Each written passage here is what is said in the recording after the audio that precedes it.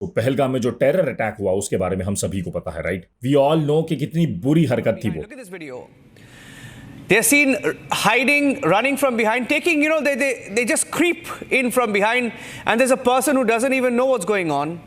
And then you can see that terrorist shoots him point blank.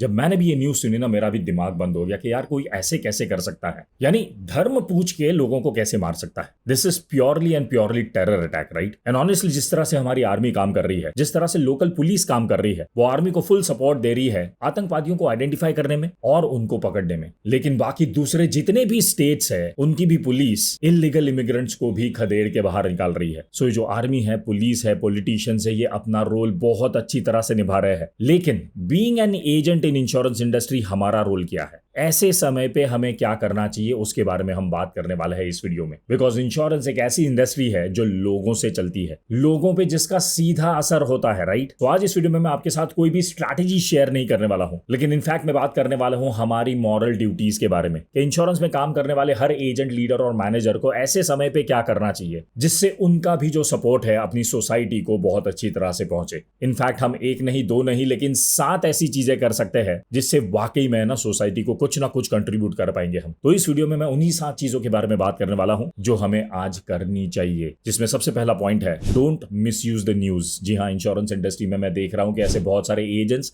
Leaders और manager है जो इस news को मिसयूज कर रहे हैं। जैसे ही ये न्यूज सुनी वो तुरंत अपने क्लाइंट्स को फोन लगा रहे हैं। मैं तो बोल रहा था आपको कि इंश्योरेंस कितना जरूरी है, कभी भी कुछ भी हो सकता है सर, अभी इंश्योरेंस ले लो। This is not the way to approach your clients. Believe me, अगर आपके भी दिमाग में ये चल रहा है ना कि हाँ मैं ऐसे क्लाइंट को अगर अप्रोच करूंगा तो अभी क्लाइंट को जल्दी नीड समझ में आ जाएगी इंश्योरेंस की और मेरे पास से जल्दी इंश्योरेंस खरीद लेगा, अगर ये दिमाग में चल रहा है, डोंट डू इट। लिटरली बोलता हूं, डोंट डू इट। आप अपना इंप्रेशन खराब करोगे, आपके हाथ से हमेशा के लिए वो क्लाइंट चला जाएगा। Because this is not the news which you should use, right? तो सबसे पहला पॉइंट कि ऐसा अगर प्लान दिमाग में है उसको अभी कैंसिल करो और अब मैं जो बता रहा हूं इस हिसाब से अपने क्लाइंट्स को सर्व करो। This is the time to serve your client, not thinking of getting more business, right? कैसे कर सकते हैं? पॉइंट नंबर 2 के बारे में बात करते हैं और वो है free financial camps. Insurance industry में एक्चुअली ये बहुत पुरानी एक्टिविटी है, कई सालों से लोग इसको करते आ रहे हैं, लेकिन रिसेंटली इस एक्टिविटी को करना बहुत सारे लोगों ने बंद कर दिया है क्योंकि मेहनत नहीं करनी है ना, और ज्यादातर लोगों को ऐसी एक्टिविटी में से ज्यादा रिस्पॉन्स नहीं मिला है, राइट? लेकिन ये जो समय है ना, ऐसे समय पे ये एक्टिविटी करनी ही चाहिए। इनफैक्ट आपको हर रेसिडेंशियल सोसाइटी में, हर गली में, हर मोहल्ले में फ्री फाइनेंशियल कैंप्स रखने चाहिए।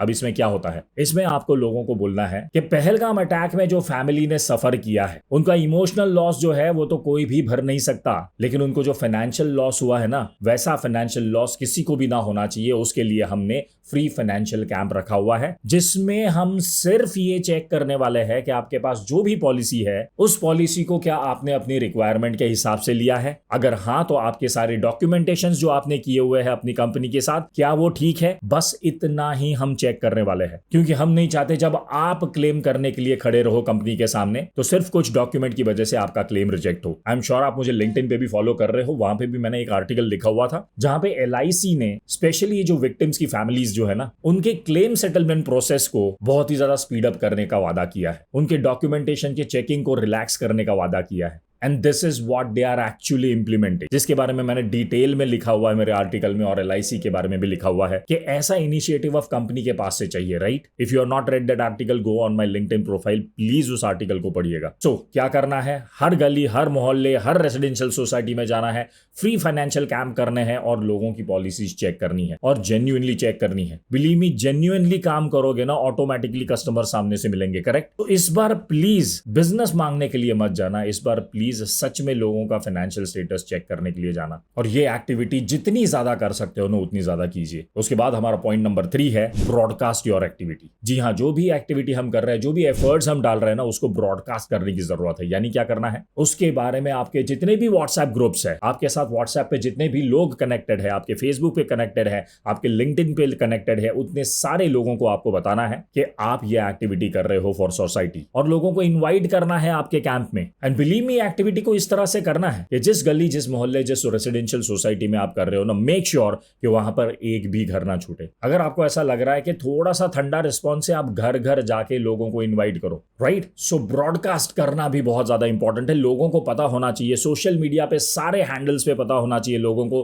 कि आप ये एक्टिविटी कर रहे हो, स्पेशली लोगों को हेल्प करने के लिए, ना कि ज्यादा बिजनेस लेने के लिए। ओके, उसके बाद चौथा हमारा पॉइंट है start hosting lives and making reels. जी हाँ, अगर आप वेबिनार्स कर सकते हो, वेबिनार करना शुरू कर दीजिए इसके बारे में। और अगर आप एक एक 2-2 मिनट के रील्स बना सकते हो वीडियो के माध्यम से, तो वीडियो के माध्यम से भी लोगों तक पहुंचिए। एक एक 2-2 मिनट्स के अगर आप शॉर्ट वीडियोस क्रिएट करोगे और लोगों को इन्वाइट करोगे ना, ज्यादा लोग आपके कैंप में आएंगे। द ओनली ऑब्जेक्टिव और here is to reach more and more people, to secure more and more families. और यही काम इंश्योरेंस एजेंट का होता है, यही काम इंश्योरेंस लीडर का या मैनेजर का होता है। अगर आपको सोशल मीडिया से ज्यादा लोगों तक कैसे पहुंचा जाता है ये आपको नहीं पता है, और आप चाहते हो कि इसके बारे में मुझे और ज्यादा डिटेल में सीखना है, तो उसके लिए भी मैं हर संडे को फ्री वेबिनार्स करता हूं सुबह 10 बजे। उसमें आप आइए, उसमें भी बहुत अच्छे अच्छे टेक्निक्स में सिखाऊंगा, जिससे आप कम समय में ज्यादा से ज्यादा लोगों तक पहुंच पाओगे। जी हाँ, एवरी संडे फ्री वेबिनार करता हूं, जिसमें सोशल मीडिया स्ट्रैटेजी सिखाता हूं, आर्टिफिशियल इंटेलिजेंस स्ट्रैटेजी सिखाता हूं। इसको अगर रजिस्टर करना है, इस वीडियो के नीचे मैंने लिंक दे दिया है, उस पर जरूर क्लिक कीजिएगा और अपने आप को अभी रजिस्टर कीजिए, क्योंकि अगले संडे से ही आप जितने भी वेबिनार है वो अटेंड करना शुरू कर दो। तो हमारा पॉइंट नंबर 4। उसके बाद हम बात करते हैं हमारे पॉइंट नंबर 5 के बारे में, और वो है जो भी इवेंट, जो भी एक्टिविटी आप कर रहे हो ना, उसको शुरू करो कैप्चर करना। जी हाँ, उसको फोटोग्राफ्स में कैप्चर कीजिए, उसको वीडियो में कैप्चर कीजिए, और इन फोटोग्राफ्स, इन वीडियोस को अपने सारे सोशल मीडिया हैंडल्स पे पोस्ट करना शुरू कर दीजिए। कैसे फोटोज क्लिक करने हैं आपको? आप एक्टिविटी कर रहे हो, लोग आपको मिल रहे हैं, आपके सामने बैठे हुए हैं,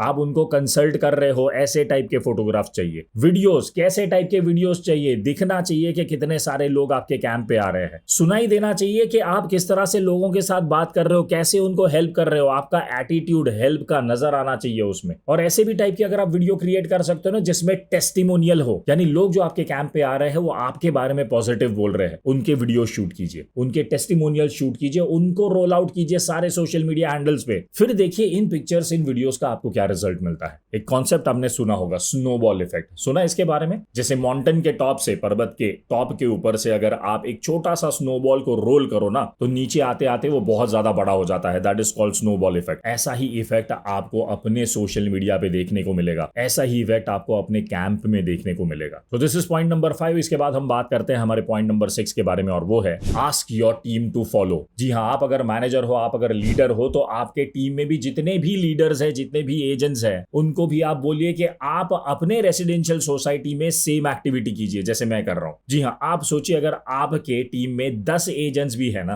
तो भी उसका रिपलिकेशन इफेक्ट कितना ज्यादा हो सकता है। आप अकेले कितनी फैमिलीज तक पहुंच पाओगे, लेकिन अगर आपकी टीम आपके साथ होगी ना, हजारों लाखों फैमिलीज तक पहुंच सकती है, राइट। लेकिन इसमें है ना, कई बार मुझे लीडर्स और मैनेजर्स बोलते हैं कि सर ज्यादातर ऐसे लोग हमारी टीम में भरे पड़े हैं जो इनएक्टिव है, जो काम ही नहीं कर रहे हैं। तो इस एक्टिविटी को अगर हम करने को बोलेंगे तो क्या करेंगे वो लोग? अगर आपको ये डाउट है ना, तो आप अपने एजेंट्स को फोन लगा के बोलिए कि अगर आप एक्टिविटी नहीं कर सकते ना, तो प्लीज हम जो कर रहे हैं ना, उसको एटलीस्ट अपने सोशल मीडिया पे प्रमोट करोगे ना, तो भी बहुत बड़ी हेल्प हो जाएगी। जी हाँ, आप सोचिए आपकी टीम में 10, 20, 50 एजेंट्स हैं, उसमें सिर्फ 5 लोग ही आपके जैसा कैंप कर रहे हैं, दूसरे लोग नहीं कर रहे हैं। लेकिन दूसरे जो 50-60 लोग हैं, वो आपकी एक्टिविटीज के पिक्चर्स, आपके वीडियोज उनके सोशल मीडिया पे अगर फॉरवर्ड करते हैं, अपलोड करते हैं, तो भी उसका रिजल्ट बहुत ट्रिमेंडस मिल सकता है ना। So this was point number 6। अब हम बात करते हैं हमारे लास्ट पॉइंट के बारे में, दैट इज पॉइंट नंबर 7, और वो है कि जो भी एक्टिविटी आप कर रहे हो ना, उसकी सारी डिटेल्स को कैप्चर करो। किस तरह से आपने एक्टिविटी की, कितने लोग वहां पे आए,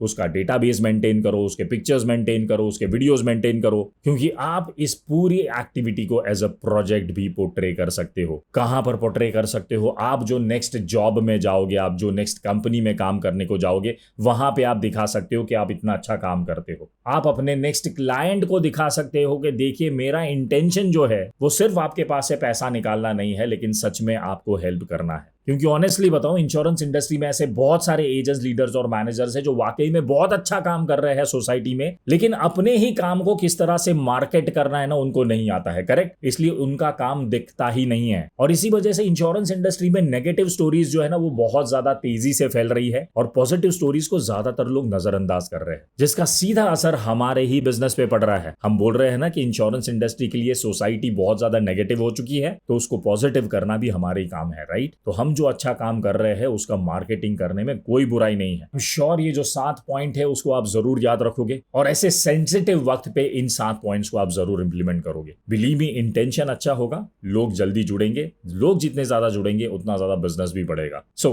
यहां पर मैं आपको एक सवाल पूछना चाहता हूं, इस पहलगाम अटैक के बाद इंश्योरेंस इंडस्ट्री में आप जो देख रहे हो उसमें सबसे पहले आप क्या करना पसंद करोगे? पॉइंट नंबर 1, इस इंसिडेंट की न्यूज को मिसयूज करते हुए हर बंदे को रोकोगे। पॉइंट नंबर 2, ऐसे फाइनेंशियल कैंप्स रख के आप जितनी ज्यादा फैमिलीज को सिक्योर कर सकते हो उतनी ज्यादा फैमिलीज को सिक्योर करोगे। या पॉइंट नंबर 3, ऐसी एक्टिविटीज के जितने ज्यादा हो सके उतनी ज्यादा वीडियोस और पिक्चर्स को कैप्चर करके ज्यादा से ज्यादा अवेयरनेस फैलाने का काम करोगे सोसाइटी में। इन 3 ऑप्शंस में से आपको सबसे ज्यादा इंपॉर्टेंट क्या लगता है उसके बारे में मुझे नीचे प्लीज कमेंट्स में लिख के बताइएगा। आपके जवाब पढ़ के मुझे सच में बहुत ज्यादा अच्छा लगेगा। और इंश्योरेंस इंडस्ट्री में अगर आपको अपनी प्रोडक्टिविटी को 10 गुना बढ़ाना है ना, तो उससे रिलेटेड भी मैंने एक वीडियो अपलोड किया है, उसको भी क्लिक करके आप जरूर देखिएगा। उसमें आपको अमेजिंग स्ट्रैटेजी सीखने को मिलने वाली है अपनी प्रोडक्टिविटी को इंक्रीज करने की। उस वीडियो का लिंक मैंने आपको यहाँ पे शेयर कर दिया, इसको जरूर क्लिक कीजिएगा। और इंश्योरेंस इंडस्ट्री में ग्रो करने के लिए और एक वीडियो का लिंक मैंने यहाँ पर शेयर कर दिया, उसको भी क्लिक करके जरूर देखिएगा। और ये वीडियो अगर आपको अच्छा लगा है तो इसको लाइक और शेयर जरूर कर देना, और चैनल के सपोर्ट के लिए इसको सब्सक्राइब करना मत भूलना, और हाँ,